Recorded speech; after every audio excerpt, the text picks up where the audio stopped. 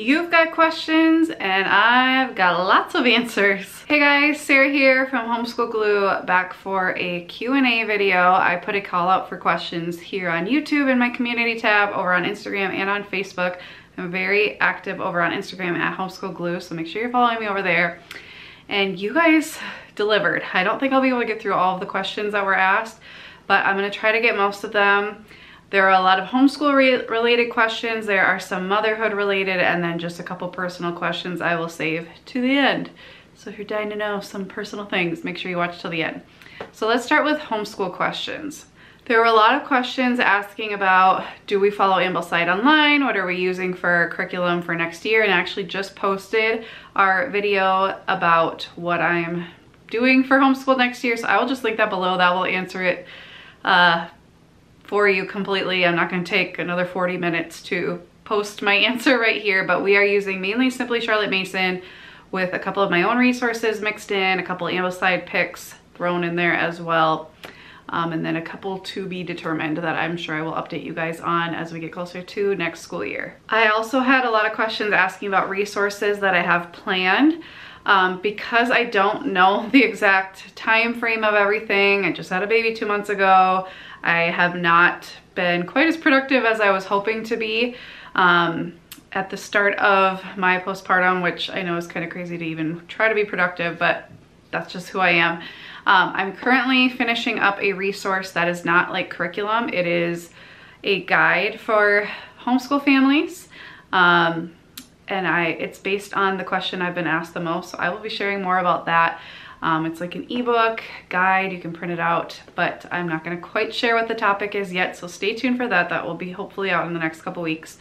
And then there are a few things I have planned. I have 2 different science resources planned, very similar to my Seashore Science, but they will be on different topics, following the Charlotte Mason methodology and principles, but family style, which I'm very passionate about. And then also I have volume 2 of Daily Riches planned for those of you who used it this year or will use it in the future. You'll have a year 2 to use, and that's implementing the riches into your homeschool.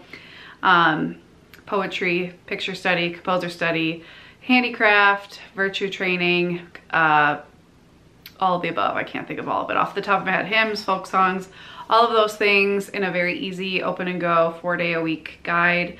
We've been using it this year and love it, and so I will be making volume 2. That'll be out before next school year. I don't know exactly yet. I also plan to update my morning menus and add a new calendar. If you've already purchased the morning menu, you could just purchase the new calendar for next year. That'll be out by next school year. I don't know about a Christmas guide. I had one planned to do this past year. We'll see. We'll see where the year takes us, but those are kind of some things on the forefront that I have planned. I have lots of other ideas, but only so much time. Somebody asked, do you have any stress about how things are covered in sequence? With switching curriculum with older elementary students, I'm worried they will have gaps. This is a great question, and something I think about a lot, and especially when you're newer to homeschooling, which we are. I mean, I've been educating in our home since my oldest was a baby, and I did preschool in our home in my daycare, so there's that. But as far as like officially homeschooling, it's been about 4 or 5 years, and so I'm still newish to this, but I was a teacher as well. But I will say, especially when you're going into it with like your oldest children, you have to kind of play around and see what works for you, and every child is so different, so it's possible to even switch things down the road, even if it works great for some of your kids. But what I have been, you know, I used Heart of Dakota and then I used Peaceful Press. I knew we wouldn't use Peaceful Press forever. I just really loved it, wanted to try it. I thought it was great for the elementary ages, but now looking long term, my oldest is going into 5th grade. I realize like I want to pick something that we'll use long term, but I am not a mind reader. I don't know the future. And so while I am planning to probably use Simply Charlotte Mason long term, I don't know that for sure. And so my thought process surrounding this is that, first of all, I really do believe, and I just got back from a Charlotte Mason conference, so this really solidified my beliefs on this. I believe I am setting a feast before my children. I am giving them lots of access to great books. We are learning lots of living ideas in lots of different ways. And chances are they're gonna remember very little about the actual content of what we learned. If I ask them in 10 years about a plot of a story, they may not remember. Or if I ask them certain facts about a science lesson we had, they're not gonna probably remember the details. Just like I don't remember probably 90% of my education if I had to think of it in those terms. However, I really wanna lay a feast before my kids and let them really figure out what calls to them, what they really wanna learn more about, and use that as like a jumping off point for them. And so in my mind, you know, kindergarten up through 8th grade is really about that feast. Also high school, but I feel like if you can offer lots of different history time periods and a lot of different science topics and things like that, and then obviously a solid, you know, foundation on reading and writing to some degree using narration, and then moving to written narration, and then eventually writing, probably more in high school. And then math and, you know, the skill-based subjects. If they have all of that, then, you know, high school, we can do 4 years of getting, you know, a little bit deeper into all of the history and all of the science and all things like that. So I am not too worried about making sure they know every single thing that they could possibly learn, because I really just want to foster a love of learning.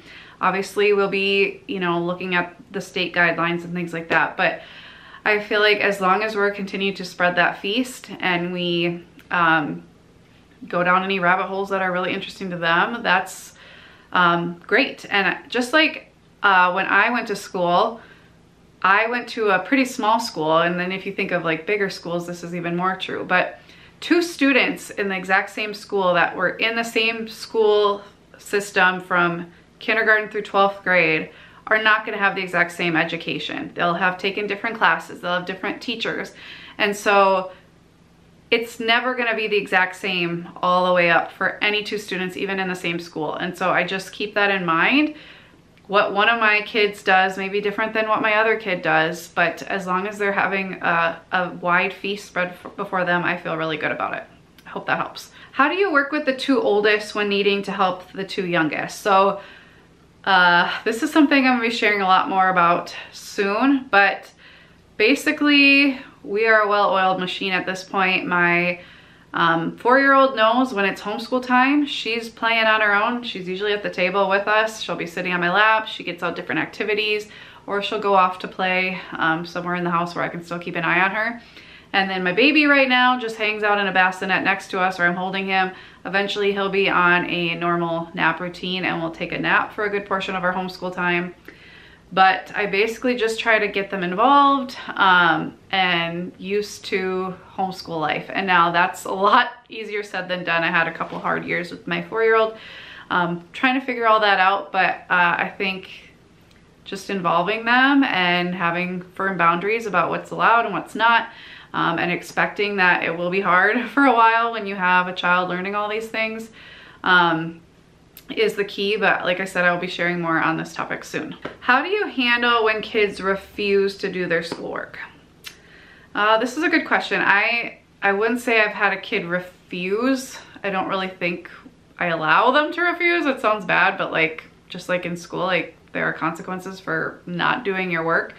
We talk a lot about attitude in our family, and I do say, like, if they're just having a rough day, if it's valid, like if maybe they're sick or they didn't get a lot of sleep the night before, I might move things around.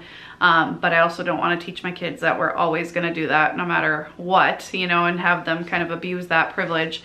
But if they're just having a rough time, I will remind them, if you don't do this now, you can do it during your quiet time, which is when they usually get to play and go outside and have fun.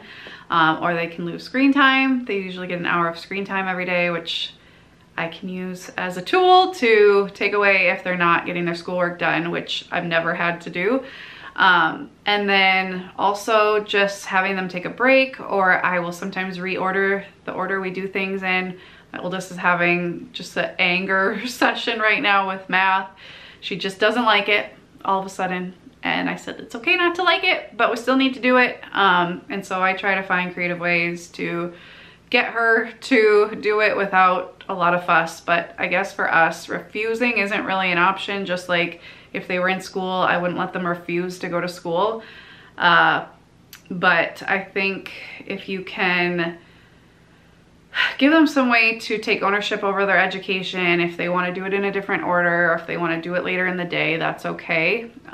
But you know, if they aren't going to do their schoolwork, then they're not going to do fun things, and they aren't going to do the fun things until their schoolwork's done. I hope that helps. I started following you as a new daycare provider last year. My daughter will be 3 soon, and I'm wanting to homeschool her while still having my in-home daycare. In your opinion, is it possible to be successful at both? And do you have any tips? This is gonna be different for every family. I know if I had a full-time daycare in our home still and was homeschooling, it honestly would be really, really hard for me, mainly because my kids had a hard time when I had daycare in our home, especially because they were daycare age and they were sharing me. I don't know if that would still be the case. I'm guessing for my youngers it would be, and so that would be hard. But if I literally was just homeschooling and doing the daycare, I would probably homeschool during nap, because I usually had a really good 2 hours to get things done during nap time when the kids were napping. But if that's not an option, you know, it really depends on the ages of your kids, how well they would do with it, your daycare crew, what you can handle. But I do know personally some people who have homeschooled and done daycare. So yes, I think it is possible. I still do daycare with school-age kids, but I do it before and after school, which has worked out really well for our family because my kids still get to see their friends, but I'm also making some money, and it still allows us those 7 hours in the middle of the day to homeschool, run errands, run my business, that kind of thing. So that's also an option. Advice for transitioning kids from traditional school to homeschool. I would definitely take a break, and this obviously depends on the ages of your kids. My oldest did public school for kindergarten, but it was a very weird year because it was 2020 to 2021. So there was some distance learning, which did not go well. And then, I don't know, for us, it wasn't that big of a change because she had been home for distance learning, and I had been home for her whole childhood doing daycare, and so it wasn't that big of a change.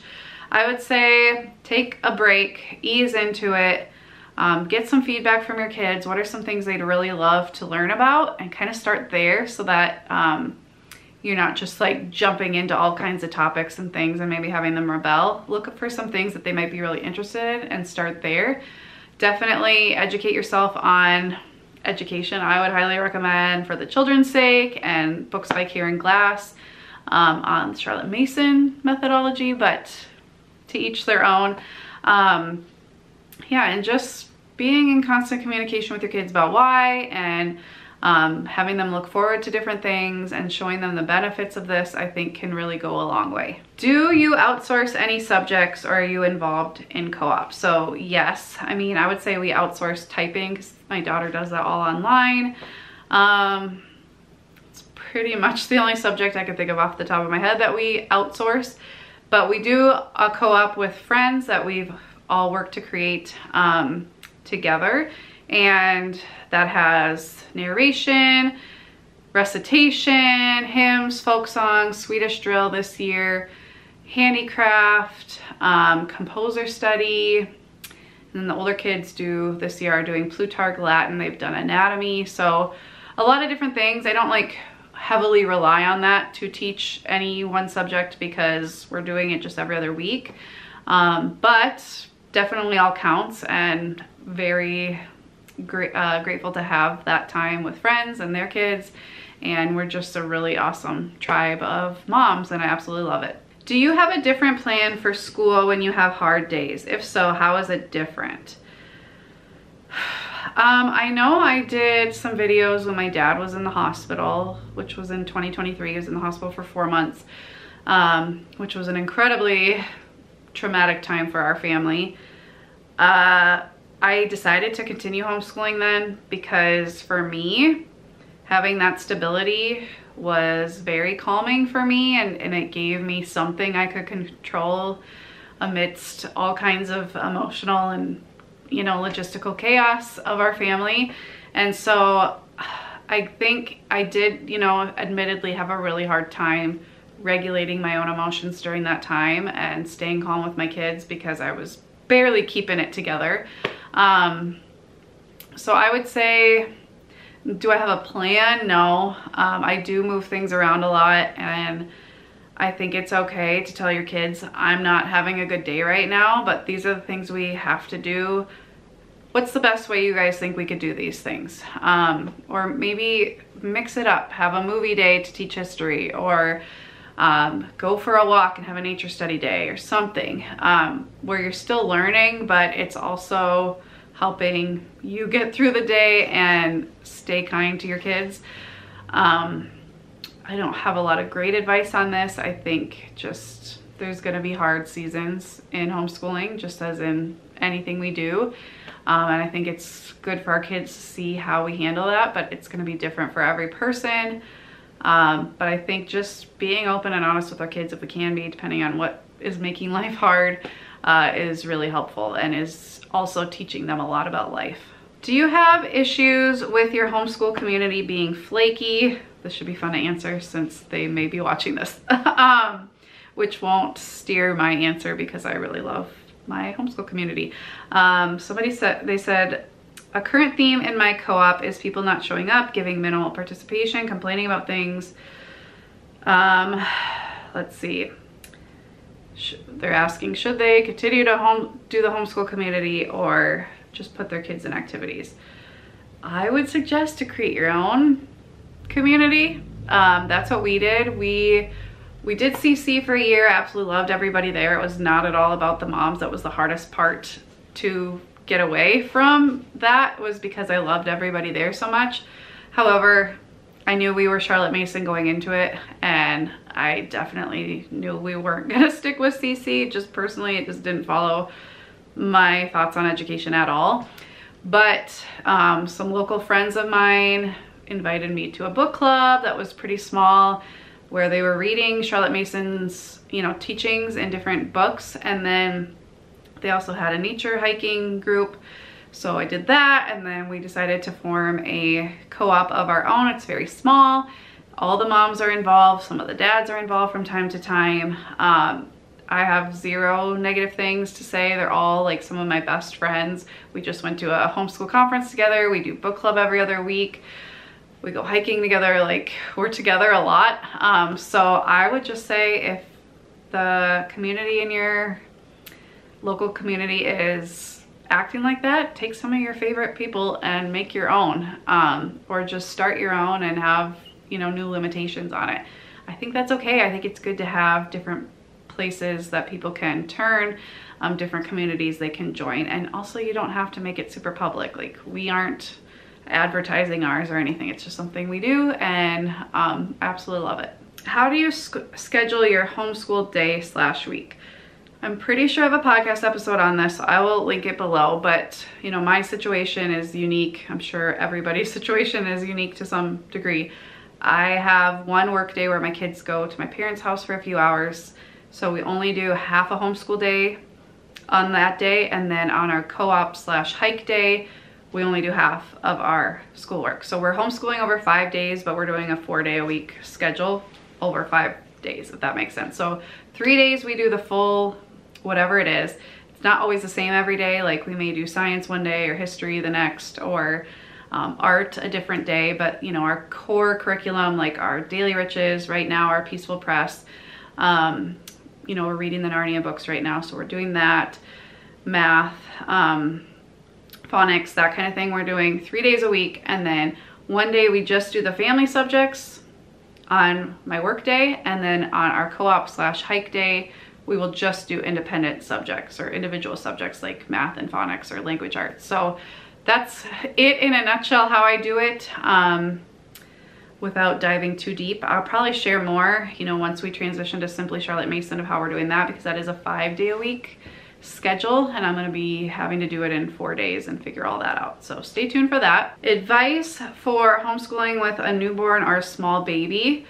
I feel I'm gonna knock on some wood here. I keep saying this, I'm like, I'm gonna regret this for many years, I'm sure. Our baby is very easy so far. He's napping right now. He takes like a 2 to 3 hour nap every afternoon, and I did nothing to train him to do that. He just acted like he wanted to be laid down, and so I swaddled him, nursed him, laid him down, and ever since that day, he just takes his afternoon nap. I also think, you know, I have a lot of years of training of getting kids to nap well, but obviously some babies just aren't having it. Advice, I think just keep them near you, wear them. He's only 2 months. I've never homeschooled with a brand new baby to the extent that we're homeschooling now. I did daycare, but that was all with kids 5 and under. So don't have a ton of advice yet on actual babies, but I think, you know, he'll be napping his morning nap during most of our homeschool time, and then I'll probably wear him or give him a little snack or set up a little activity for him depending on, you know, his age. I do have lots of advice about homeschooling with preschoolers, which, like I said earlier, I will share more about later because there's so many things. Like, we do activity bins.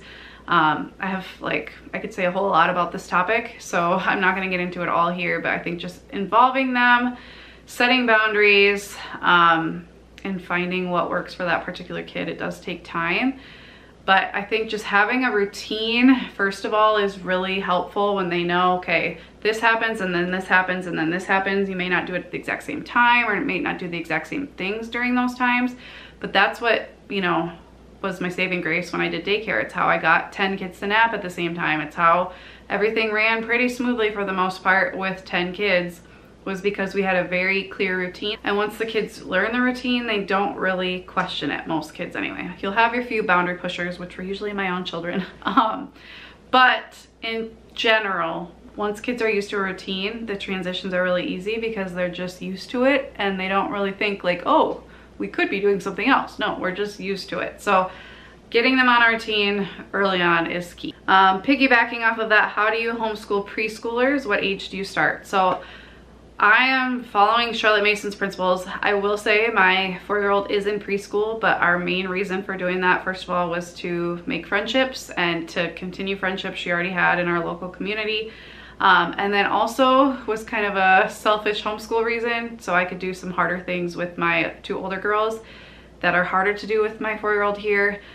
We save for when she goes to preschool, so like science experiments, art projects, things like that. But she's definitely getting to a good age where she can be involved in all of that, so we aren't doing preschool next year for her, also because they're not offering just like 2 days a week, which is all I would really want.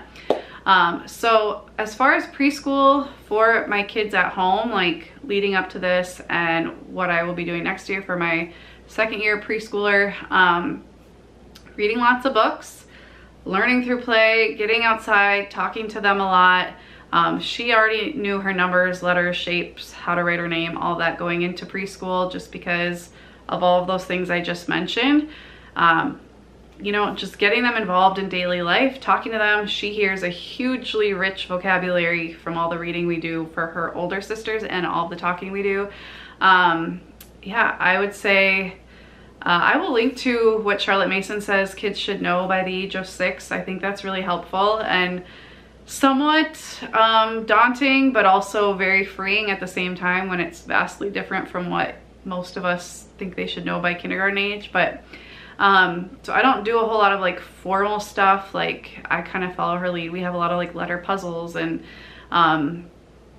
you know, I have her like do daubers on letters, but it's very her led. So I'm not like, today we're gonna learn the letter B or whatever. You can do that, I just don't. I have the Alpha Block book, which I read to her every day all of last year. So she was learning her letters that way, just in a very easy, natural way. We count a lot. I think kids that age just want to learn so much. And so following their lead, letting them do a lot of fine motor stuff, Play-Doh, painting, drawing in sand, stuff like that is great because fine motor skills are very important for learning to write. Other than that, I think just let them be kids. That's kind of my philosophy and what I love about homeschooling. Would you still be homeschooling if you were not part of a co-op?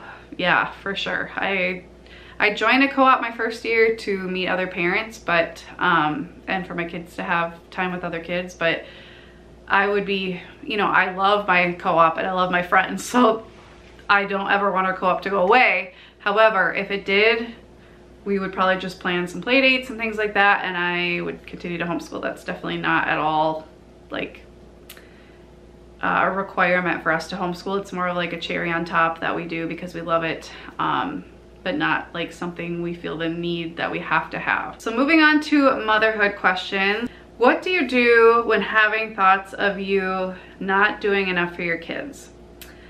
First of all, I'm a perfect mom, so I never have those thoughts. I am just like the best mom ever. Just I have that thought every single day that I'm failing my children and I'm a horrible mom. So yeah, what advice? I have advice I'd give other people, and that advice that my friends give me, but at the end of the day, like, those thoughts are gonna come, and I just have to tell myself I'm doing the best I can.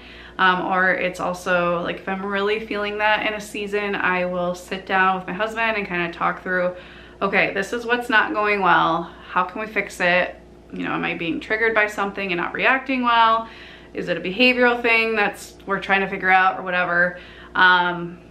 And I'll try to like figure that part out so I can do a better job. But I don't think that feeling's ever gonna go away. I think it's actually a sign that you are a good parent because you care. I think if you just truly think you're an amazing parent and you don't ever question yourself, you're probably actually not the best parent, because wanting to improve and do the best for your kids is a sign of, you know, the starting sign of a good parent. So I think, you know, obviously try to let it go, maybe journal about it, pray about it, but at the end of the day, I think those thoughts are just gonna be there. How do you make time for yourself as a homeschool mom?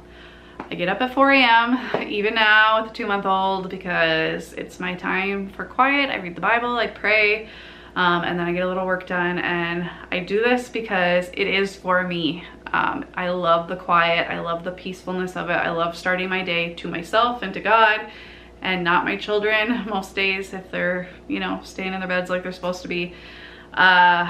It's something that I do for myself, and that's not gonna work for everybody. That's what works for me. I like to do something for myself at the end of the day, whether it's playing a video game or reading a book or sometimes watching a show, which I cannot stay awake for to save my life right now. Even if it's scrolling on my phone, to me, if it's just unwinding at the end of the day, I'm okay with that. So having that time at the end of most days, not every day, but most days. I have book club with my friends, my homeschool friend group, like every other week. Co-op is a huge thing for myself too, as much as it is for my kids. My husband and I are going on monthly date nights, which helps, and the kids stay overnight with my parents, so we just have one night a month to just like, well, besides the baby, to not have anybody need us except him. What else do I do? I try, you know, every once in a while I go out with a friend to dinner. Try to get outside every day. Those are some things I do for myself. When do you schedule housework, doctor's appointments, and the life stuff that you have to get done? This is a challenge, and I don't plan a lot of it for mornings because that is homeschool time. And just like if my kids were in school and I want to protect that time, I protect that time at home. So often my husband's the one doing appointments and stuff later in the afternoon because I watch kids after school, so I usually can't be the one to take them. So he'll do appointments then, or I'll save them for like a day there's no school and take them. If it's absolutely necessary, I will take them during the school day, especially if they're like sick or whatever. But in general, I try to really protect school time. If I didn't have kids after school, I would just take, you know, other people's kids after school. I would just take my kids then during like our non-school time. What are your favorite fast family meals? Tacos, anything taco related, rice with some kind of meat. We do a lot of sheet pan meals, a lot of instant pot meals. I don't have any like recipes off the top of my head. There is this one sausage, rice, and peas recipe I just love in the winter, but we do a lot of soups on Sundays, stuff like that. I try to mix it up so it's not like the same recipes all the time, but we usually have some kind of like taco-y thing, some kind of rice thing. like every other week we'll do a sheet pan meal. We do breakfast for supper on Awana nights because it's just a crazy night, and so our kids love breakfast, and so it's super easy for us, and they get to pick whatever they want for breakfast that night as long as it's easy for us to whip together, and they kind of get to eat their own thing, which is fun for them. And then we usually eat leftovers that day. A pizza night on Friday nights. Yeah, I don't know. I hate meal planning, so don't ask me. How do you stay on top of house chores without drowning? Big sigh. I hate cleaning. I stay on top of vacuuming, mopping, obviously like laundry, the surfaces, like I clean the kitchen and the dining room surfaces a lot, dusting every once in a while, and bathrooms. I stay on top of the main things weekly, and the rest happens when it happens. So like if the oven's really bothering me, I'll clean the oven. I do the appliances every few weeks when they're bothering me. If we have people come over, I deep clean. And then, you know, anything else beyond those things happen either when it's stressing me out and bothering me, or I'm just stressed and I need a way to like unstress, de-stress, I will clean. So I don't think that's really a cleaning schedule, but it's the one that works for me. Do you feel you don't give your kids enough one-on-one time? Yes and no. I try when I don't have a newborn baby to really be intentional about that time. My youngest daughter, she's not my youngest anymore, she's my youngest daughter. I will cuddle with her before her nap time / rest time. She's kind of in between napping and not napping. So we like cuddle, we watch some cake videos of people making cakes, and we play different games. She wants to play like teddy bear and things we've made up, kind of like Bluey and Bandit do, in her bed together. That's like our one-on-one time most days. My 7-year-old, I try to spend 10 to 15 minutes with her during nap time. She loves crafts and things like that, so we try to do that. And then my oldest, I will usually spend some time reading next to her, kind of talking with her at the end of the day.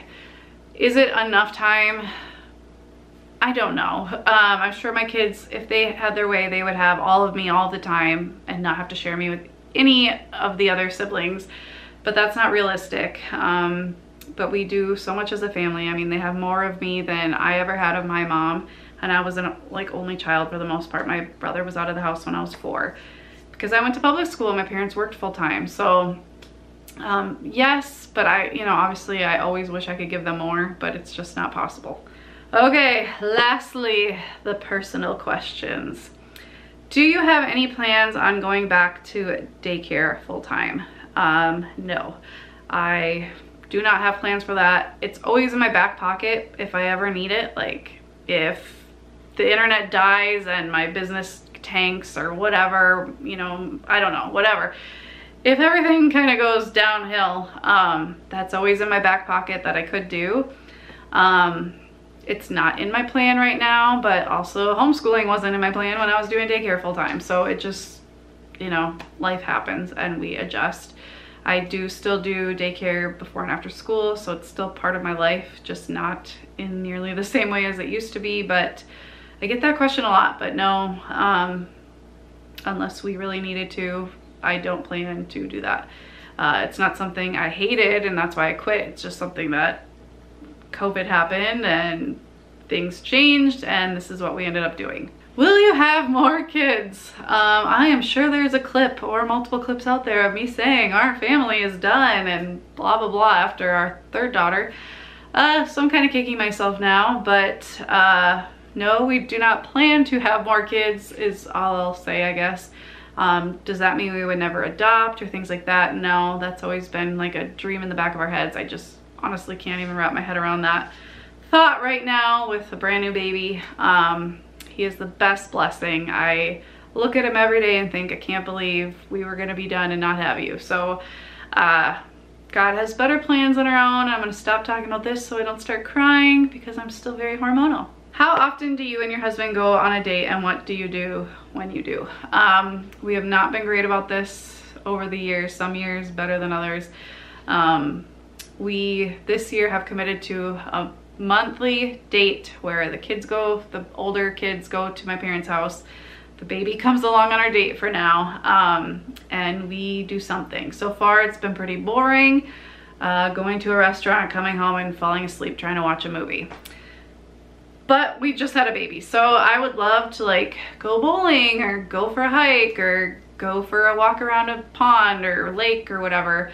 I would love to do like a date weekend where we get away, but obviously with the new baby that's probably not the most realistic for this year. But mainly we just try to talk because we aren't getting interrupted when there's no big kids around, and that's lovely. And just kind of talk about life, talk about things that we just don't usually get to talk about a whole lot at home, because even when they're in bed we're exhausted, and so it's just not something that's happening a whole lot right now. So monthly dates, we have tried doing like a weekly date night at home after the kids go to bed. We just, like I said, have not been the best about staying on top of things. But, you know, as our baby gets older, hopefully we could implement that again. Also, when our kids go to Awana, we were volunteering at Awana the start of the school year, but now with the baby, we aren't anymore. And so we have like an hour or so together with the baby. And so we started reading How to Talk So Kids Will Listen. Is that the book? And Listen So Kids Will Talk, something like that. We started reading that. We haven't been great about staying on top of that either because we're exhausted, but that's kind of fun too, to kind of read a book together and discuss. I don't know how helpful that was.